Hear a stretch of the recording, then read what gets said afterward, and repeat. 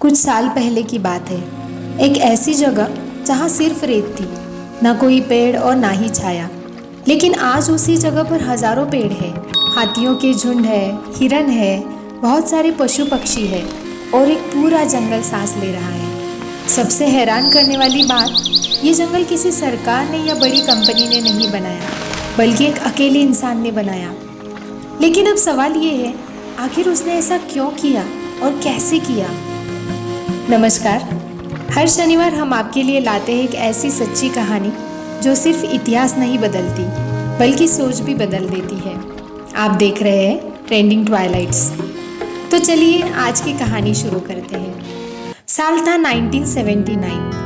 असम, ब्रह्मपुत्र नदी का एक छोटा सा टापू, जहां बाढ़ अभी अभी उतरी थी। एक 16 साल का लड़का रेत पर चल रहा था, लेकिन अचानक उसके कदम रुक गए।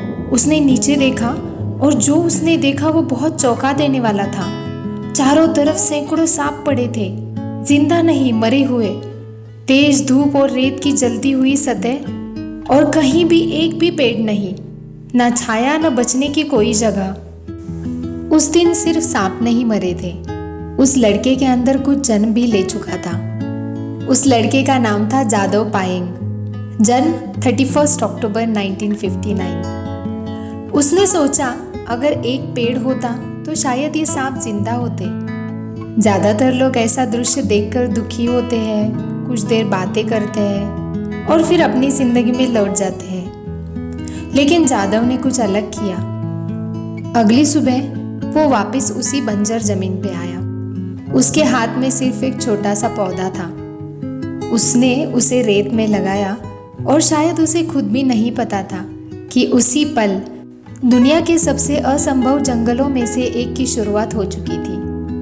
लेकिन एक पौधा लगाना आसान था, उसे जिंदा रखना लगभग नामुमकिन। क्या सच में एक इंसान अकेला जंगल उगा सकता है?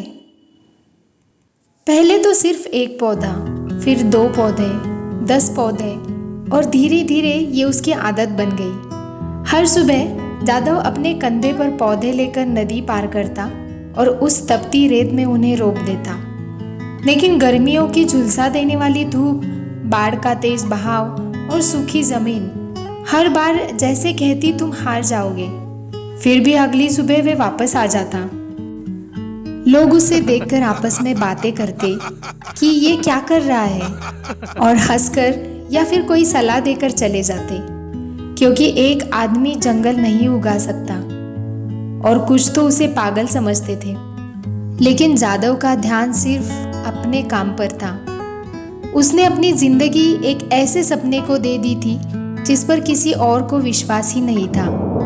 हर दिन एक नया पौधा, हर मौसम एक नई परीक्षा, और हर साल एक नया सवाल कि क्या वो सचमुच कुछ बदल रहा था या सिर्फ अपना समय बर्बाद कर रहा था। फिर कुछ साल बीत गए। लोगों ने देखा कि जहाँ कभी सिर्फ रेत थी, वहाँ अब छोटे छोटे पेड़ दिखाई देने लगे थे। उनकी शाखाओं पर पहली बार पक्षियों ने घोंसले बनाए।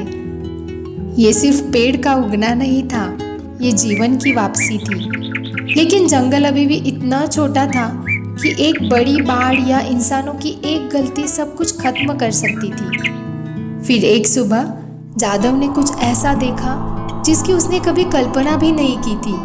दूर से हाथियों का एक झुंड उसी जंगल की तरफ बढ़ रहा था। जानवर जहाँ सुरक्षा होती है वहीं जाते हैं। इसका मतलब था प्रकृति ने उसकी मेहनत को स्वीकार करना शुरू कर दिया था।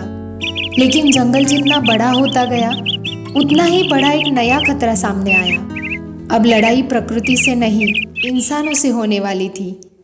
क्या जादव अपने ही बनाए जंगल को बचा पाएंगे? चलिए आगे बढ़ते हैं। जंगल अब सिर्फ पेड़ों का समूह नहीं रहा था, ये हजारों जीवों का घर बन चुका था। लेकिन जहाँ जीवन होता है, वहाँ लालच भी पहुँच जाता है। कुछ लोग लकड़ियों के लिए पेड़ काटना चाहते थे, कुछ इस जमीन पर कब्जा करना चाहते थे। सालों की मेहनत कुछ दिनों में खत्म हो सकती थी, लेकिन इस बार जादव अकेला नहीं था। उसके साथ था वो जंगल जिसे उसने अपने हाथों से पाला था। और सबसे बड़ी बात, अब प्रकृति खुद उसकी गवाह थी।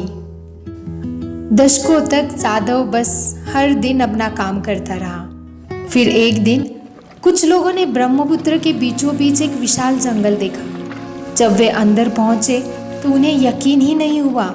जहाँ कभी बंजर रेत थी वहाँ अब सैकड़ों हेक्टेयर में फैला हरा भरा जंगल था।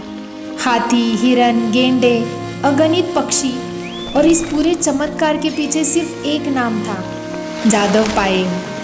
दुनिया ने उन्हें फॉरेस्ट मैन ऑफ इंडिया कहना शुरू किया। लेकिन उनकी पहचान किसी उपाधि से नहीं बनी, उनकी पहचान उनके लगाए हुए हर पेड़ में थी। अगर उस दिन 16 साल का वो लड़का मरे हुए सांपों को देखकर सिर्फ दुखी होकर लौट जाता तो शायद आज वो जंगल कभी अस्तित्व में ही नहीं होता। जादव मोलाई पायेंग माजुली के एक पर्यावरण कार्यकर्ता और वनकर्मी हैं, जिन्हें भारत के वन पुरुष के रूप में जाना जाता है। कई दशकों के दौरान उन्होंने ब्रह्मपुत्र नदी के एक रेतीले टीले पर पेड़ लगाए और उनकी देखभाल की, जिससे वह एक वन अभयारण्य में बदल गया। उनके नाम पर मोलाई वन कहलाने वाला यह वन भारत के असम राज्य में स्थित है और लगभग 1360 एकर्स यानी कि 550 हेक्टेयर क्षेत्र में फैला हुआ है। साल 2015 में उन्हें भारत के चौथे सर्वोच्च नागरिक पुरस्कार पद्मश्री से सम्मानित किया गया। तो चलिए आज का एक वादा। दुनिया बदलने के लिए हमेशा बड़ी शुरुआत की जरूरत नहीं होती। कभी कभी एक छोटा कदम और उसे रोज दोहराने का साहस पूरी दुनिया बदल सकता है। अगर आपको ऐसी सच्ची कहानियाँ पसंद है जो सिर्फ प्रेरित नहीं करती बल्कि सोच बदल देती है तो ट्रेंडिंग ट्वाइलाइट्स को ज़रूर सब्सक्राइब कीजिए। एक कहानी खत्म होती है, एक वादा शुरू होता है। मिलते हैं अगले शनिवार एक नई कहानी के साथ और एक नए वादे के साथ।